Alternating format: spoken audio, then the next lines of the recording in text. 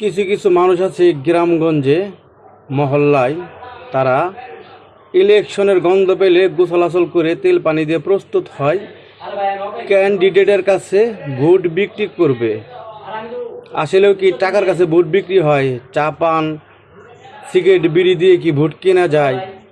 Vote কিনতে হলে জনগণের মনের ভিতরে ভালোবাসা অর্জন করতে হবে, তবেই সে ভোট পাওয়া যায়।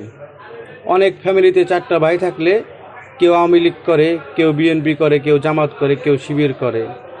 তো ভাইয়ের ভোটই কোথায় দিবে না দিবে ভাইই জানে না।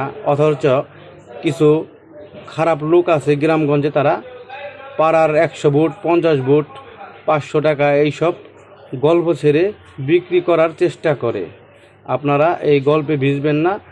যদি ক্যান্ডিডেট ওই পরিমাণ ভোট ওই ওয়ার্ড থেকে বা গ্রাম থেকে না পায়, তাহলে সেই ভোট বিক্রেতারা পালিয়ে যায়। তাই যারা ক্যান্ডিডেট আছেন, প্রার্থী আছেন, তারা অবশ্যই মানুষের পাশে দাঁড়ান, এলাকার উন্নয়নমূলক কিছু কাজ করেন, গরিব দুঃখীর পাশে দাঁড়ান। অবশ্যই তারা ভালোবেসে আপনাকে জয়যুক্ত করবে। কথাটা মনে রাখবেন। টাকার কাছে মানুষ কখনো বিক্রি হয়ও নাই, হবেও না। যারা টাকার কাছে বিক্রি হয় তারা বাজারের মানুষ বলে থাকে তাদের।